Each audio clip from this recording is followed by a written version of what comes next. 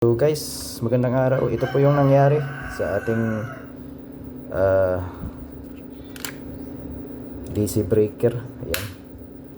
So kailangan talaga natin na buksan to, tsaka i-check natin kung lumuwag, kasi sa katagalan natin na akyat baba, taas baba, taas baba, lumuluwag na pala dito. Yan. Kaya ang nangyari, umiinit, nagkakaroon ng lost contact. Kaya resulta po to ng lost contact guys. Kaya tips lang natin na monthly dapat hinihigpitan to. Kaya ito yung nangyari sa kuan natin breaker. Kaya di ko na ginagamit kasi may tama na. Pero yung kuan function niya is okay pa naman. Kaso nangingitim na lang.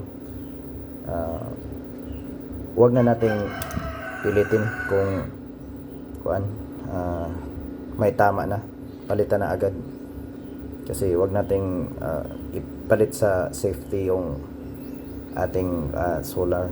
Yan. So kailangan talaga monthly higpitan natin yung ating kuan, mga junction. Yan. So thank you.